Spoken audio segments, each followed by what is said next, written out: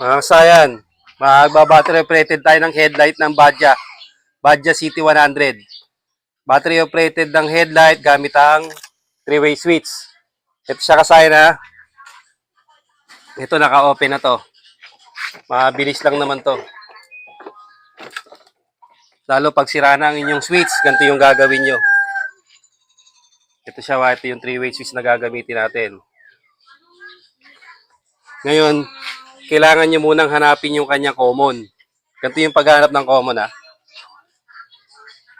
Naka-off siya. Ito, ilalagay natin sa positive. Yung kulay red. Halimbawa, ito sa tingin natin, ito yung common. Ito yung ilalagay natin sa positive. Kung sa tingin natin ito yung common, lagay natin yan sa positive ha. O sa plus ng battery. Tapos ito naman, lalagay natin sa negative. Negative or body ground. Tapos pagka nag-glow, dapat may ilaw dito sa dalawa na to.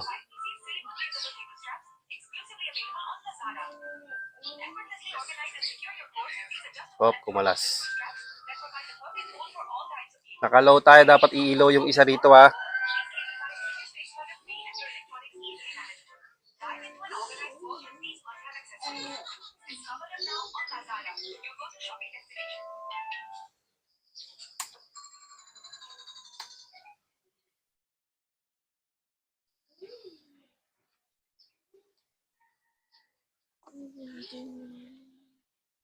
Okay, mabigit yan.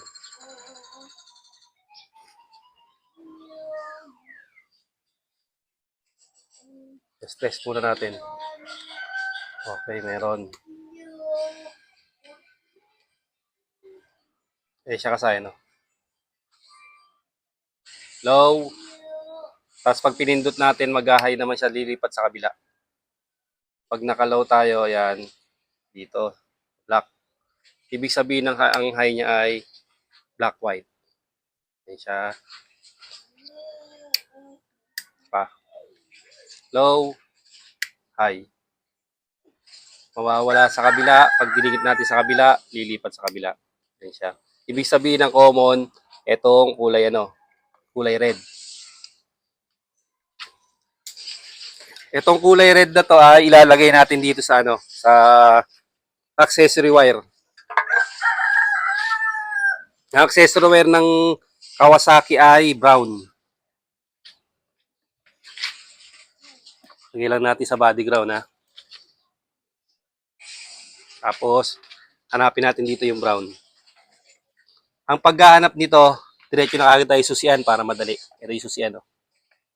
Ito yung susian. Diretso nyo yung susian kung saan papunta. Yun.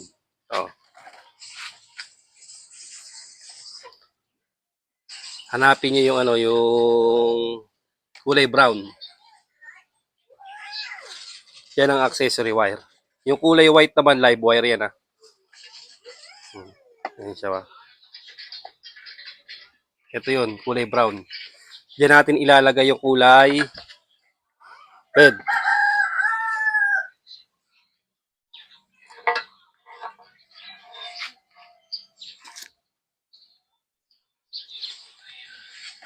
Pag kasayan, maganda i-splice nyo siya ba? Mas matibay ang splice. Ito, tutorial lang to kaya paipit lang natin.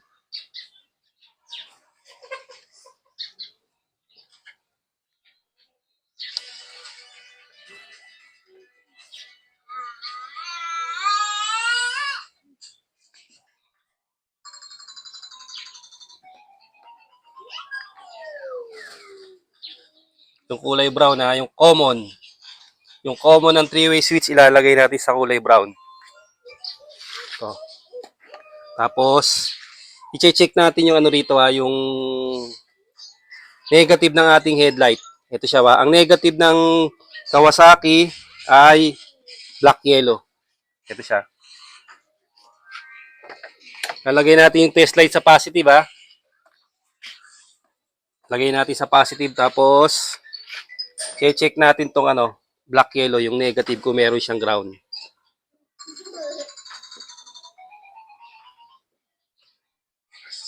Kailangan kasi merong ground yung ano natin ah. Kasi kung wala, maglalagay tayo ng ground.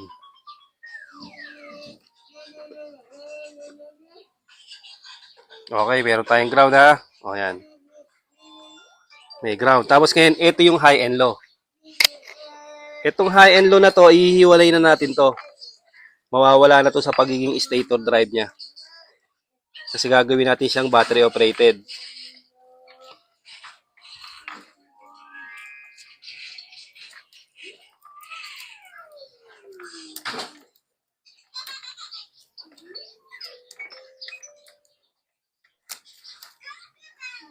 Ito.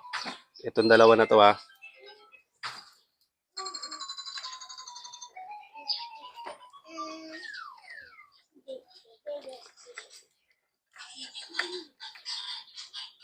Ito yung high beam.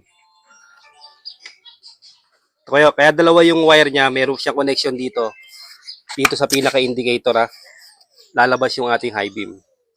Ito yun. As ito naman yung low beam.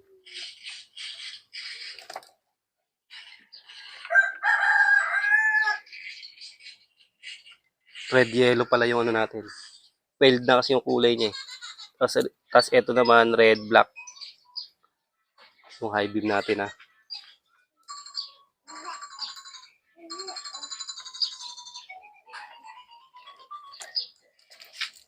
Kailangan niyang papunta sa itaas ha.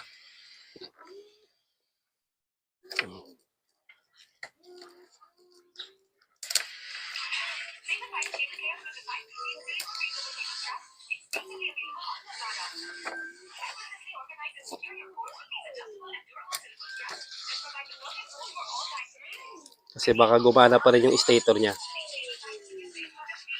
So yung dalawa.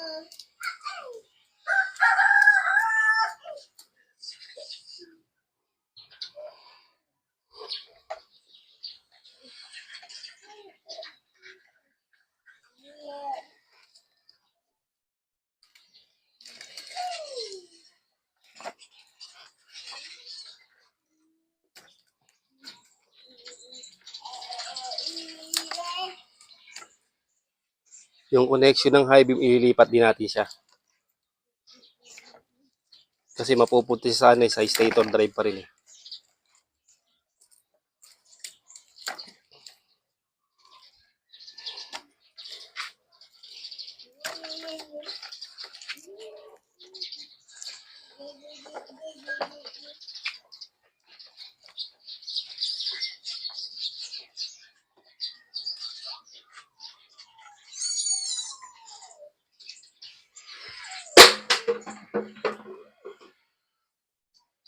Ito na muna natin na ano, hihiwalay. Ito muna yung gagawin natin. Huwag na muna indicator dito. Ito muna ang unahin natin.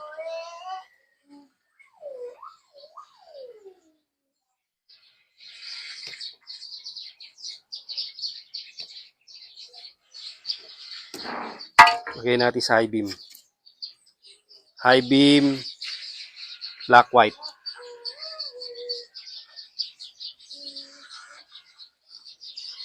Yung indicator, isasama natin dito. Yung wire ng indicator.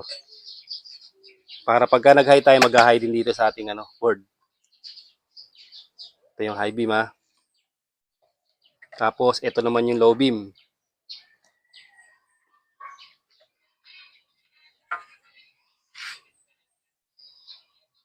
Kunin lang din natin to.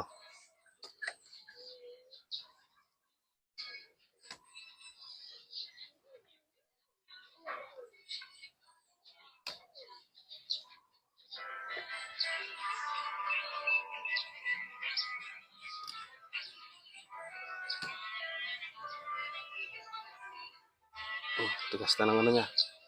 Matigas na yung kanyang mga wire pero maganda dahil makapal. Kahit manipis yan, makapal naman yung ano natin. Sayang na. Tapos testing na natin. Ito yung 3-way switch natin. Pag buo yung headlight natin, gagana na siya, ha? Yan. Low.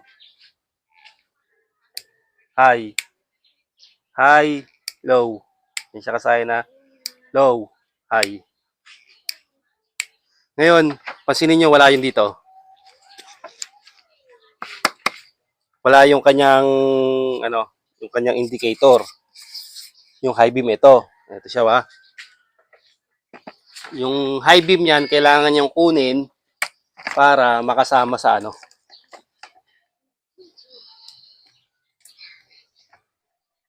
Ang kulay niyon ay red. High beam natin, red, red black. Hanapin natin dito yung red black. To, tingnan mo nga to kung red black to. Red black to. Red black. Dito, ha. Ito, dito.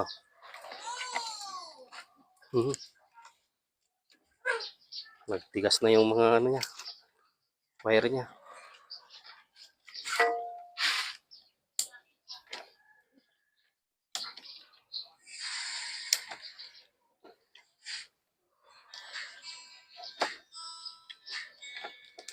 Kung buo pa yung kanyang valve, gagana to, ha, pag nilagay natin doon.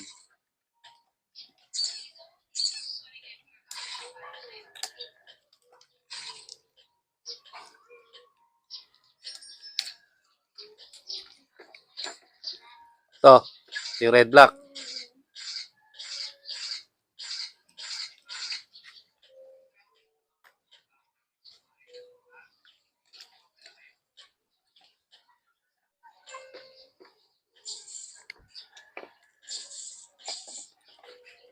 Abot ba yung high beam?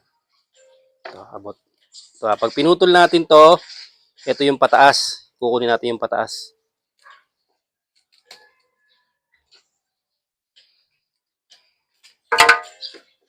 Tapos lalagay natin sa sa high beam. Tapos testing na natin kung gagana yung ating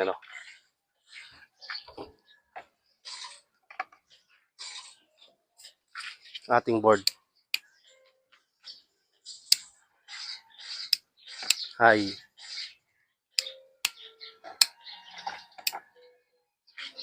Up, up. Low. High. Ito, dito, tutok mo. Wala. Sign, wala, natin, baka mali yung nakuha natin. Packet sa taas.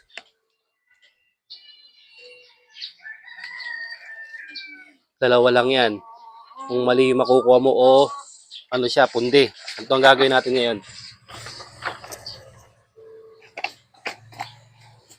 Bubuksan natin to para ma-check natin yung valve.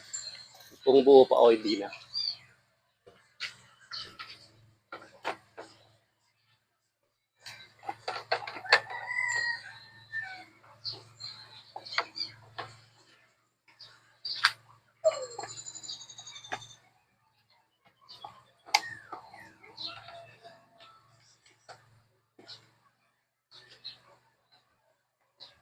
Kasi kung pundi yung valve niya, hindi siya gagana.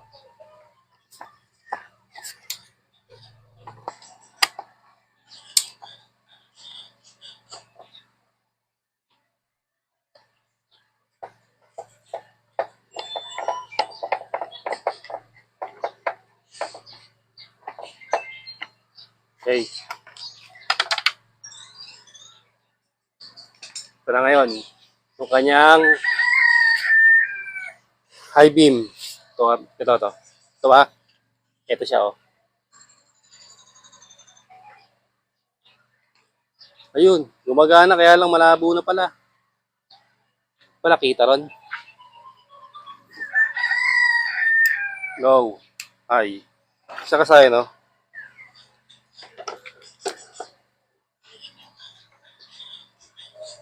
Low. High. High beam tayo. Ito, tutok sa dito sa ano. Malabo na pala kaya hindi kita. Ito yung high beam natin, oh. High beam natin na nakailaw, ha. Pag nag-low tayo, sana.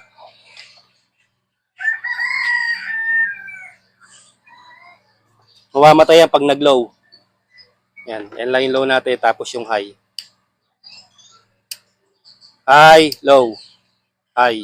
Okay, buo yung indicator natin, ha. O, ganun kasama yung pagbabattery operated gamit ang 3-way switch. Tapos, ang gagawin natin dito, pag nag-battery operated tayo, automatic, kailangan natin magpalit ng magpalit ng LED headlight. O, susunod natin yan, pagpapalit tayo ng LED headlight. Yan dito na lang mga kasayan. Salamat sa panonood.